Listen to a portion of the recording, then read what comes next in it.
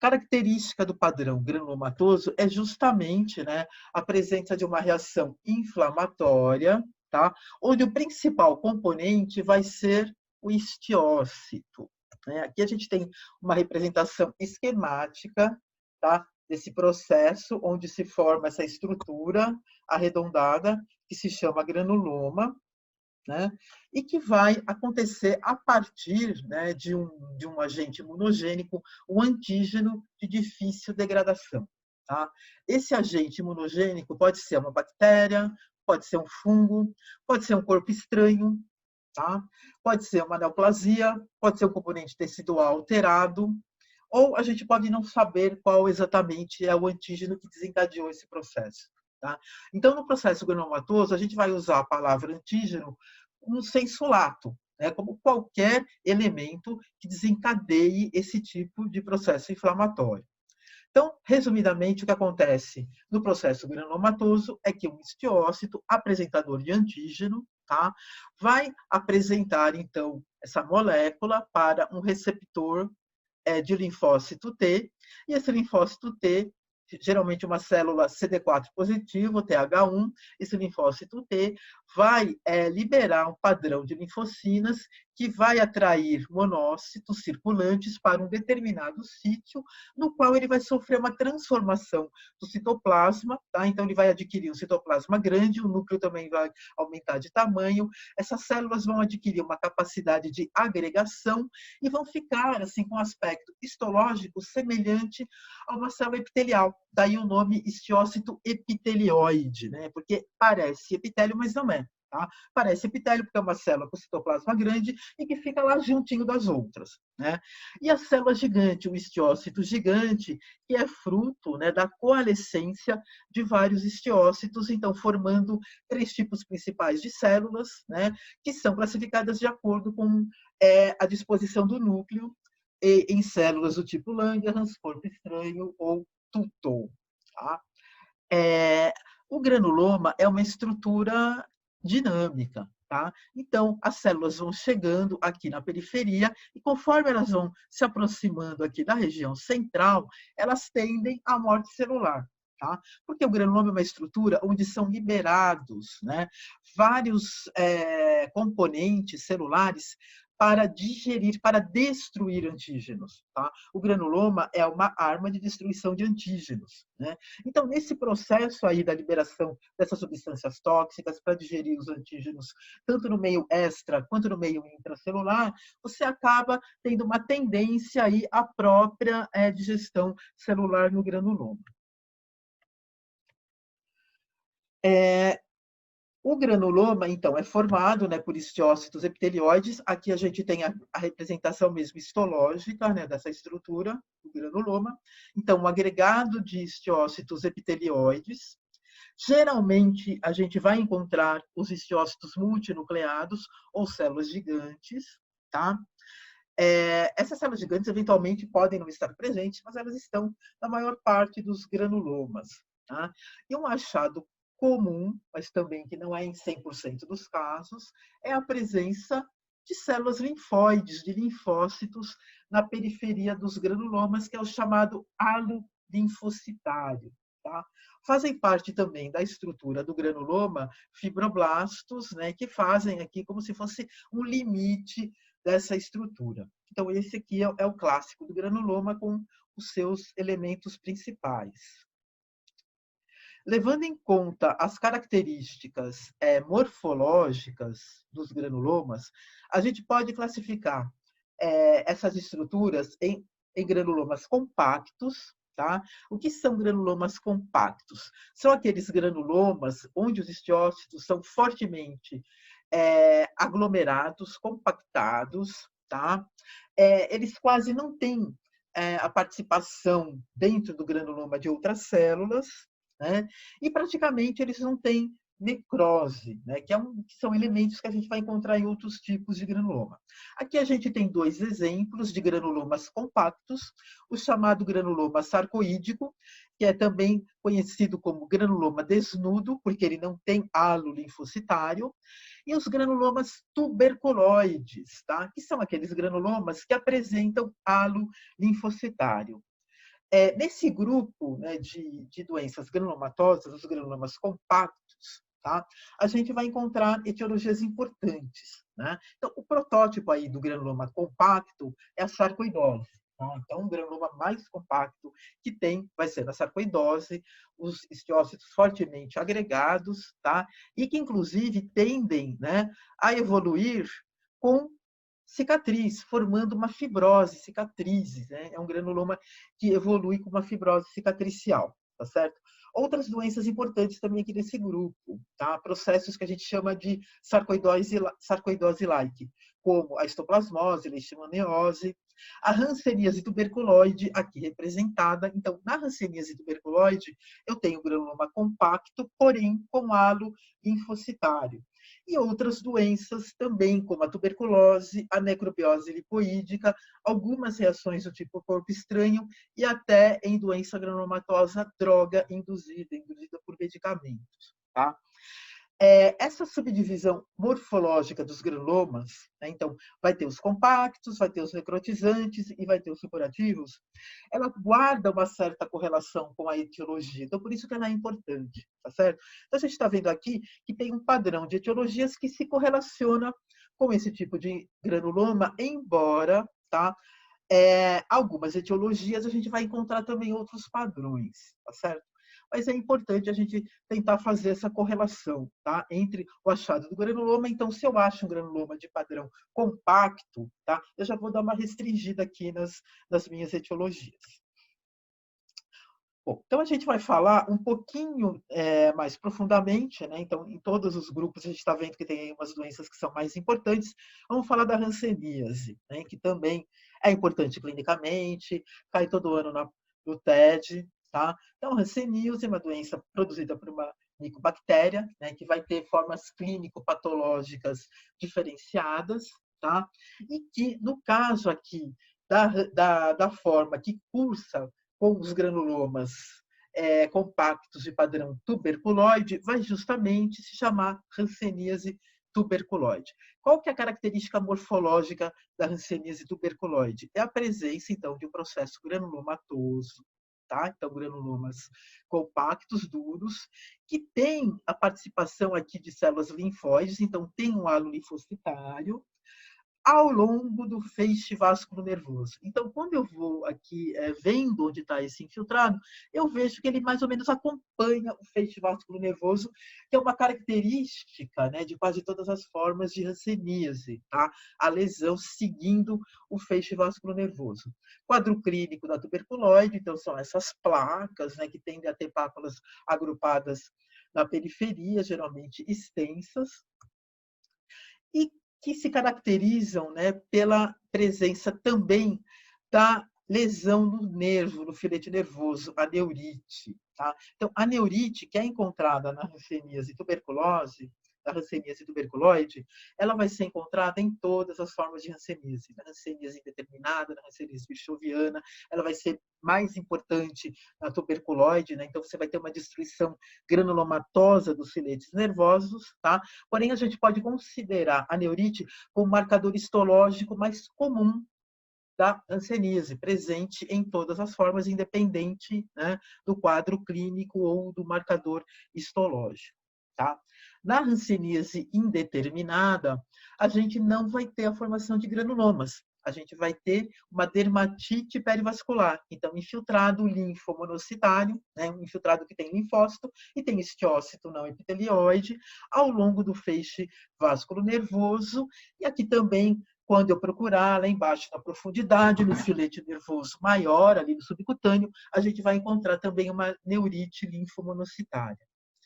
E, para terminar aqui, a hanseníase virchoviana, né, que é aquela onde o bacilo vai se multiplicar livremente, né, e que vai ser caracterizada histologicamente pelo aglomerado, o acúmulo de estiócitos claros, estiócitos que têm muitos vacúolos no seu citoplasma, que são chamados de estiócitos vacuolados, formando um tapete aqui na região da derme, tá?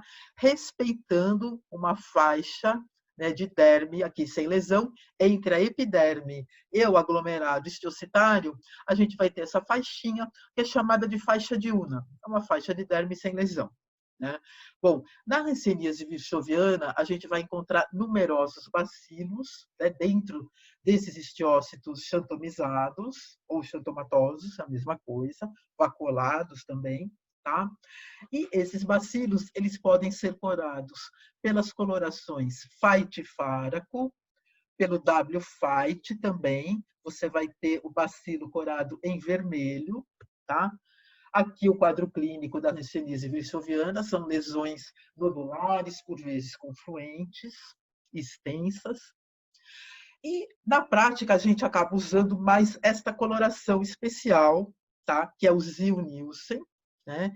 Embora no TED várias vezes eles perguntem sobre o Phytophyraco e o W-Phyt, mesma coisa, o bacilo vai ficar vermelho. E aqui, nesse caso, né, corado pelo Ziel-Nielsen, a gente está observando, olha, a presença, tudo isso aqui é bacilo, tudo que está vermelho aqui é bacilo, tá? Então você está vendo que estão se formando verdadeiros glóbulos intracitoplasmáticos que justamente se chamam globias, são emaranhados de bacilos na hanseníase virchoviana. Bom, o segundo subtipo de granuloma são granulomas supurativos. O que significa granuloma supurativo? Significa granulomas que apresentam uma grande quantidade de neutrófilo e geralmente esses neutrófilos vão se acumular na região central do granuloma, né? Então formando o que a gente chama de centro supurativo. Então, isso vai acontecer no granuloma supurativo e vai acontecer também nos micetomas, tá? Micetomas são lesões grandes, onde você vai encontrar uma grande quantidade aí de centros supurativos. Viu o granuloma supurativo, tem que pensar imediatamente em duas etiologias, tá? Micoses profundas e micobacteriose atípica. Tá? Então, são as causas mais comuns. A leishmaniose também pode dar granuloma supurativo. A gente está vendo aí que, na verdade, a leishmaniose pode dar qualquer tipo de granuloma, tá certo? Bom, então, esse granuloma supurativo tem essa grande quantidade aí de neutrófilos, e a gente já viu aqui que uma das causas principais desse tipo de granuloma pode ser a cromomicose, que a gente está vendo aqui, né, os funguinhos demáceos, né, que tem pigmento acastanhado na sua parede. Bom, aqui a gente também vai destacar algumas doenças, tá, importantes do grupo, que também são recorrentes no TED, a paracoccidioidomicose. Então, geralmente são granulomas supurativos, tá, com neutrófilos na sua região central. É um quadro histológico onde comumente você consegue visualizar as leveduras na coloração pelo HE, tá? Evidentemente, essas leveduras são mais evidentes, né? Com colorações especiais que utilizam a prata como base, o Groctot ou a prata urotropina. A gente vai ter, então, a estrutura bem ressaltada, essa coloração preta. Então, aqui mostrando, tá, o aspecto patognomônico em roda de Leme, com a esporulação múltipla, né? Então, semelhante à roda de Leme, que talvez seja, né, uma das termos similares aí mais fidedignos da dermatopatologia. E aqui um brotamento duplo em cabeça de Mickey, que também é um achado bastante comum. Tá? E aqui, só para vocês verem, né, um caso bem bonitinho, né, onde tem a presença de, aqui, né, a célula gigante multinucleada, aqui numa área próxima ao centro supurativo, onde a gente observa leveduras, já na hematoxilina eosina, e aqui dá para ver, né, o brotamento múltiplo ou esporulação múltipla, mesmo aí na hematoxilina eosina. Ainda dentro dos granulomas supurativos, tem a cromomicose, né, como uma etiologia importante, tanto de granuloma supurativo quanto de micetoma, eumicetomas, tá? Então, cromomicose é uma etiologia importante. São fungos do grupo dos fungos demáceos, que apresentam melanina na sua parede em algum momento aí do seu desenvolvimento, tá certo? Então, a gente tem os fungos leveduriformes, que faz parte da cromomicose, e tem os fungos que são sob a forma de hifa, que fazem parte da felbifomicose.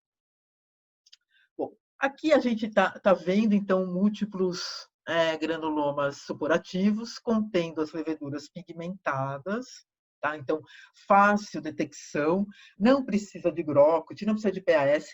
Essas duas colorações, o Grocot e o PAS, não são de grande valia, né? Então pode ajudar um pouquinho, mas não muito. A coloração que ajuda, tá, na detecção do fungo demáceo é o Fontana Masson, que cora a melanina. Né? Então, quando a gente tem dúvida se realmente ali tem um fungo demáceo, a gente pode usar o Fontana Masson, que ele vai ressaltar a melanina presente nessas estruturas.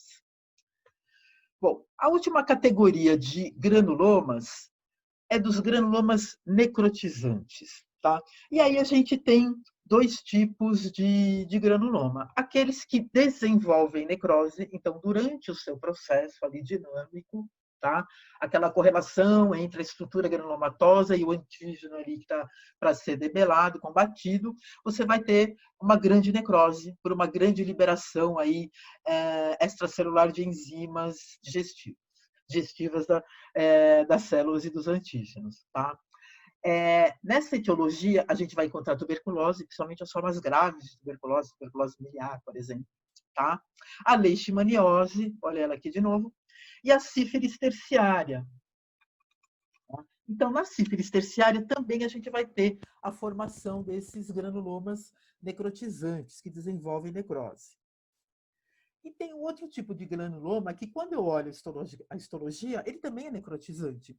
Só que é um pouquinho diferente. Aqui, no caso, o processo granulomatoso, ele surge numa área que já tem um processo de degeneração do colágeno, tá? Um processo que a gente vai chamar mais adequadamente de necrobiose, tá? Então, necrobiose, na verdade, não é a necrose de uma célula, né?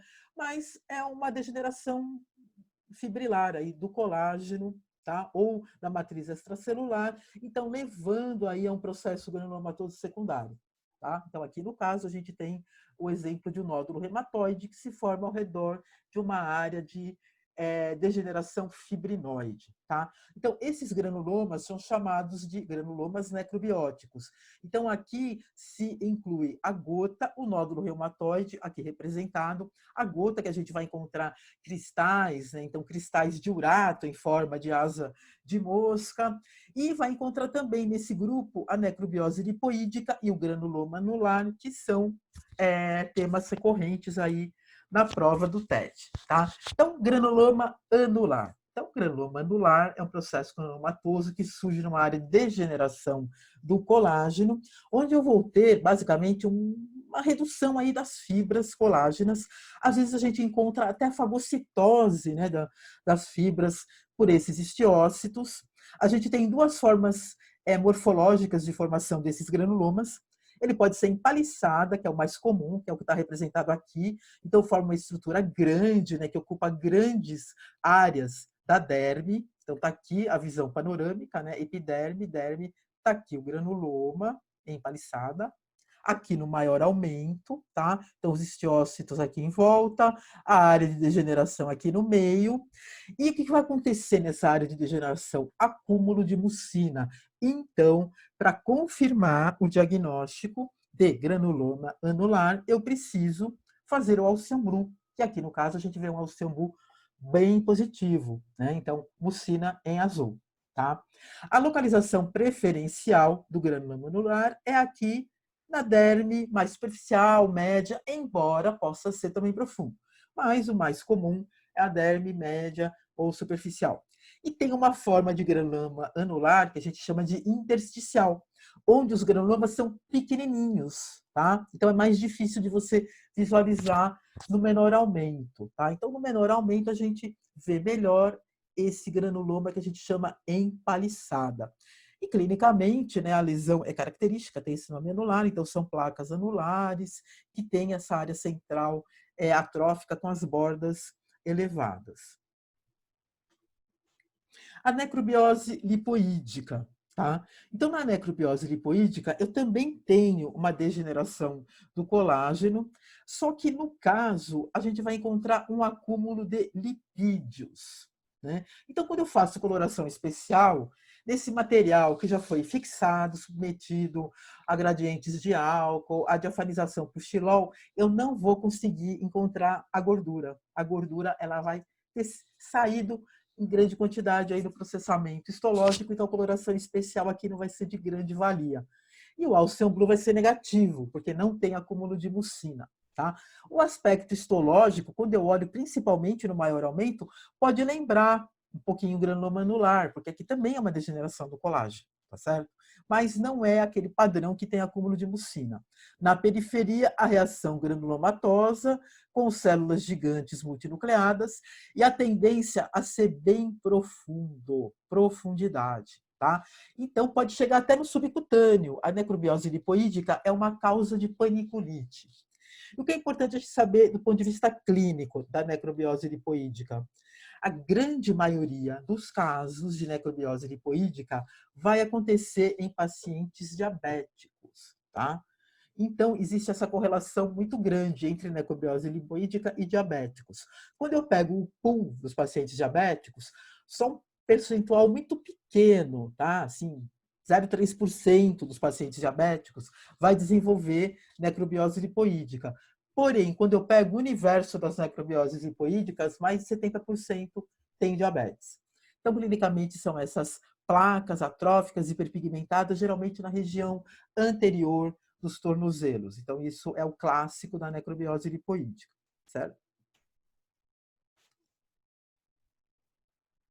Bom, e agora a gente vai para o nosso último padrão aí, inflamatório, né, que era o nosso intuito aqui nessa pequena revisão, que é o padrão vasculopático. Então, no padrão vasculopático, a gente vai incluir as vasculites, que são doenças, né? Resumindo muito o que elas são, né? Que são doenças onde eu encontro inflamação da parede do vaso, tá? E essa inflamação, ela pode se dar por diversas causas, tá? Então, é comum a gente ter uma causa imunológica, por exemplo, depósito de imunocomplexos. A gente pode ter, por exemplo, infecção direta da parede do vaso por micro-organismos como rickétsias, por micro-organismos como micobacterioses, por exemplo, tá certo? Então, você tem vários tipos aí de possibilidades etiológicas para as vasculites. Tá? Do ponto de vista clínico, cutâneo, né, o marcador principal clínico de vasculite é a púrpura, tá? Principalmente da vasculite que compromete vasos pequenos. E aqui a gente tem, então, os marcadores morfológicos clássicos, né, da vasculite, que são a presença de infiltrado neutrofílico e a destruição da parede do vaso por degeneração ou necrose fibrinoide. Aqui a gente tem uma arteríola normal, né, então mostrando a sua parede fininha, e aqui uma arteríola com um processo vasculítico. Né? Então você vê que a alteração é muito dramática, essa alteração morfológica. Tá? Aqui a gente tem um vaso, né, com calibre um pouco maior, de médio calibre, já na profundidade da derme, mostrando então esse processo, né? Então, quando você tem uma inflamação da parede do vaso, a tendência é você ter o fechamento também do lúmen pelo processo inflamatório, pela degeneração fibrinoide, alteração da permeabilidade, com extravasamento de hemácias, tá? Então, a hemorragia é um sinal indireto aí que eu tive uma lesão na parede do vaso. Então, tudo isso vai ser levado em conta no diagnóstico desse padrão vasculopático e para detectar a presença ou não de uma vasculite. Também estão incluídos nesse padrão as doenças vasculares não inflamatórias, tá? Que em geral são doenças que levam à oclusão independente de inflamação. Então, nessa categoria existem várias doenças, tá? Aqui a gente tem exemplificado a atrofia branca, que você tem um acúmulo de material hialino, né, que leva a um processo obstrutivo dos vasos e frequentemente a uma necrose da epiderme. Então, aqui as lesões, as placas necrotizantes da atrofia branca, ou a calcifilaxia, tá? Que é então o depósito de sais de cálcio no lúmen vascular, levando, né, é um quadro grave que você pode ter no decorrer aí de doenças, né, na fase final de doenças renais, por exemplo. E você tem, então, quadros cutâneos também graves, com grandes extensões de necrose. Então, aqui são dois exemplos das doenças não inflamatórias, e a gente vai focar, nesse momento, nas vasculites, as doenças de padrão inflamatório. Um dado importante em relação às vasculites é que é muito importante, né, quando eu vou fazer uma biópsia, o timing dessa biópsia. Tá? Então, o ideal é eu fazer o exame histopatológico nesse prazo aqui, ó, um prazo entre 24 a 48 horas. Por quê? Nesse período é que eu vou ter, então, esse infiltrado neutrofílico, a alteração fibrinoide mais bem estabelecido, tá? Antes de 24 horas, a lesão pode não estar totalmente estabelecida e após as 48 horas, eu posso ter uma transformação desse infiltrado neutrofílico em infiltrado mononuclear e aí já não fica tão fácil a gente, né, fazer o diagnóstico da vasculite.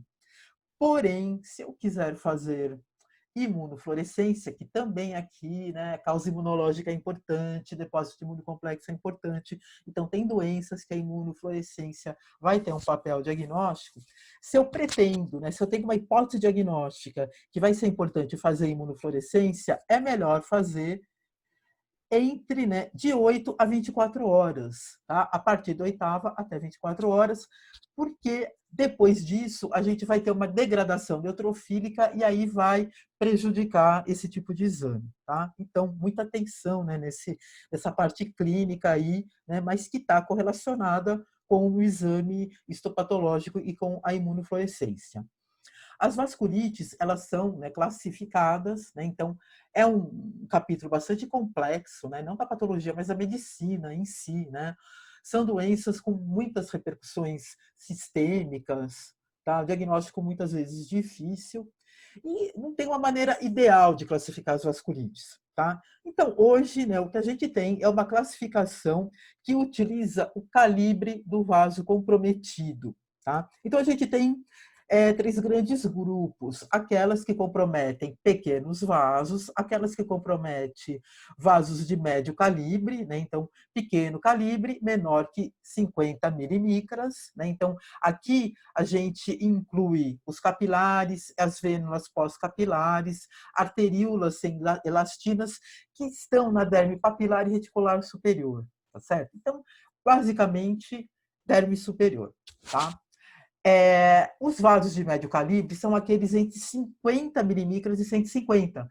Então, mais ou menos, aí você vai ter na derme reticular profunda e na junção com a hipoderme.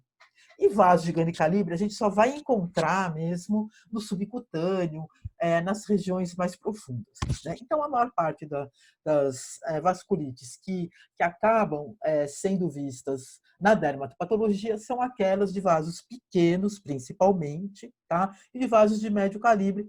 Lembrando que a gente vai ter nessas vasculites doenças exclusivamente cutâneas, mas a maioria delas tem repercussão em outros órgãos e repercussão sistêmica. Tá? Então, a gente vai falar aqui algumas características histológicas importantes e vai citar duas doenças onde o diagnóstico diferencial da imunofluorescência é importante. Tá? Então, a gente tem aqui achados, né, que tem a ver com o timing do desenvolvimento das lesões. Então, aqui nessa foto, né, um vaso dérmico que apresenta necrose, fibrinoide, processo inflamatório, e aqui já chama atenção na periferia do vaso, né, que a derme está alterada, né? Então, existe também, né, no processo vasculítico a distúrbio da circulação. Então, a tendência à necrose, tanto da própria derme, quanto, né, dos elementos da derme, quanto da epiderme. Isso vai acontecer com uma certa frequência, né, nas doenças vasculíticas. Então, aqui seria uma fase bem aguda aí do processo. Tá? Aqui também, olha, a gente tem também uma fase aguda, né? Então, aqui dá para ver muito bem o que a gente chama de alteração fibrinoide, necrose fibrinoide ou degeneração fibrinoide. Tá? Então, o termo necrose fibrinoide, embora clássico, nós patologistas não gostamos muito porque, na verdade, não tem aí, né, uma célula, né? A degeneração fibrinoide é do colágeno perivascular, tá? Ou do colágeno da parede do vaso. E, evidentemente, quando a gente tem, né, essa degeneração fibrinoide e toda a agressão aqui inflamatória por neutrófilos, isso também vai atrair o infiltrado inflamatório na periferia do vaso. Então, é comum você encontrar outras células inflamatórias na periferia do vaso. Aqui na letra C, um vaso de maior calibre, um vaso já ali na hipoderme, né? Você vê que é um vaso grande, né? Então a parede do vaso grande, e o lúmen está todo comprometido aqui, né? Por esse material necrótico e por células inflamatórias. E aqui no D, então, mostrando, né, a derme, aqui está o vasinho, aqui esse está preservado, esse outro aqui, né, tem um pouquinho de necrose, aqui também, né, a degeneração fibrinoide, e aqui está demonstrando uma derme, um interstício dérmico, todo alterado pelas chamadas figuras de leucocitoclasia, que nada mais são do que núcleos fragmentados de neutrófilos, né, que se esparramam aqui pelo interstício durante o processo vasculítico. Aqui o que a gente tinha falado a respeito da grande possibilidade de necrose, né, eventualmente com formação de clivagem, né? Então, quando a epiderme necrosa, ela se desliga, ela se descola da derme, tá? Então, formando aqui clivagem, o que faz suspeitar de um processo vascular. Né? Você fala, por que não é uma dermatite de interface? Eu vou pensar no processo vasculítico, porque eu estou vendo aqui, ó, né? Degeneração fibrinoide, muita hemorragia, né? Olha aqui outro vasinho fechado, tá? Então, o diagnóstico da vasculite depende muito dessa observação na estrutura alvo. Eu tenho que ir lá e olhar os vasos, tá? Então, é lá que a gente vai encontrar essa alteração característica. E aqui já uma fase mais crônica. O que vai acontecer com esse vaso que sofreu toda essa necrose? Ele vai cicatrizar com fibrose, tá? Então aqui a gente está vendo uma fibrose, né, uma proliferação concêntrica dos elementos celulares dos fibroblastos, né? Então fazendo aqui um fechamento do lumen vascular. Então a cicatriz aí da vasculite justamente vai ser esse vaso obliterado. Bom, e aqui nessa última sequência de fotos histológicas, a gente também está vendo algumas alterações de padrão ligado à cronicidade e etiologia. Né? Então, aqui um vaso, né, de médio para grande calibre, né, na hipoderme, né, no subcutâneo, que está sofrendo, então, um processo de reparação, então, uma fibrose, né, da parede com uma obstrução luminal. Tá? Então, uma redução do lume, uma reparação de um processo trombótico aí reparativo. Aqui na letra B, então, uma fibrose dérmica que a gente chama de padrão historiforme, né? Então, que é um tipo de reação à alteração vascular que a gente vai encontrar especificamente numa doença, né, neutrofílica, uma dermatose neutrofílica, que é o eritema elevato diutino. Tá? Então, nessa doença, você tem essa proliferação de colágeno, que dá origem a nódulos, principalmente na região das mãos, dos dedos, região acral, e vem a partir de uma vasculite leucocitoclásica. Né? Então, você tem uma vasculite e evolui com esse tipo de reação do colágeno. Tá? Então, aqui a gente tanto vai encontrar necrose fibrinoide na parede de pequenos vasos, como também um infiltrado aí com neutrófilos e eosinófilos. Aqui na letra C, o que a gente chama de um granuloma vermelho. O que é esse granuloma vermelho? Então, é um granuloma formado, né, na parede vascular, a partir do material fibrinoide, e comumente está associado também com eosinófilos. Tá? Então, esse granuloma que a gente chama de granuloma vermelho, a gente vai encontrar em doenças que têm eosinofilia, como, por exemplo, o Churg-Strauss, que é uma doença que se caracteriza por uma eosinofilia tanto nas lesões quanto também no sangue periférico. E aqui nessa última foto, o chamado granuloma azul. Tá? Então, esse granuloma azul, que também é formado, né, pela organização do processo vasculítico, ele apresenta um predomínio de neutrófilos, além dos histiócitos, e é um granuloma que a gente vai encontrar mais comumente na granulomatose de Wegener. Tá? Então, mostrando essas diferenças, esses marcadores etiológicos. Né? Então, granuloma vermelho, Churg-Strauss, granuloma azul, Wegener, fibrose de padrão historiforme, eritema elevatum diutino e obliteração aqui do lumen vascular, demonstrando uma vasculite pregressa, comprometendo vasos de médio ou grande calibre. Tá? Bom, aqui a gente vai citar duas doenças que têm na imunofluorescência uma aplicação importante. Tá? Então, a primeira delas é a vasculite cutânea de pequenos vasos. Clinicamente, ela se caracteriza pelo, né, a púrpura palpável, tá? Eventualmente com áreas aqui de necrose epidérmica. O que a gente vai encontrar na vasculite cutânea de pequenos vasos é a chamada vasculite leucocitoclásica. Né? Então, degeneração fibrinoide e permeação, tá, de toda a parede do vaso por neutrófilos polimorfonucleares. Então, vários, né, pequenos vasos aqui na derme superficial. Isso pode levar, então, a necrose epidérmica, extravasamento também de plasma, o edema dérmico e uma tendência aí à formação de vesículas ou mesmo bolhas. A vasculite cutânea de pequenos vasos é uma doença que compromete mais indivíduos adultos, está associado com inúmeras doenças inflamatórias, pode ter um componente aí associado a neoplasias, ao uso de medicamentos, diferentes alergenos, então alergia à proteína do leite, até mesmo glúten também pode estar associado com vasculite cutânea de pequenos vasos, mas a maioria dos casos é idiopática, você não vai encontrar uma causa para aquela doença, tá? Ela pode ter uma progressão ascendente a partir dos membros inferiores para cima e costuma, a partir da sua, ela tem remissão e deixa cicatrizes, tá? E pode ter eventualmente envolvimento sistêmico. Na imunofluorescência direta, a gente vai encontrar depósitos de IgM, principalmente, mas também de IgG e C3 no lúmen e ao redor da parede dos vasos, na derme superficial, média superficial e derme superficial. Tá? Então, aqui a característica histológica da vasculite leucocitoclásica, que é o quadro morfológico da vasculite cutânea de pequenos vasos. E a vasculite por IgA? Tá? Aqui também a gente vai encontrar petequias e púrpura palpável.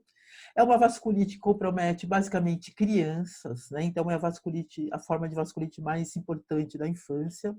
Ela cursa frequentemente com com o comprometimento de outros órgãos, né? Principalmente articular, tá? Então artralgia, 60 a 80% dos casos. Em segundo lugar, sintomas gastrointestinais, 35 a 85%. Comprometimento renal, 40% dos casos, e em cerca de 30% dos pacientes você vai encontrar edema testicular. Então, essas alterações clínicas são importantes, né, de se correlacionar com a doença, além da correlação com infecção estreptocócica em 30% dos casos. Histologicamente, olha, vocês vão reparar que aqui a gente tem as mesmas fotos da vasculite cutânea de pequenos vasos, porque aqui também, a vasculite por IgA, o substrato anatomopatológico é a vasculite leucocitoclásica, tá? Que é uma vasculite que vai comprometer esses vasinhos de pequeno calibre.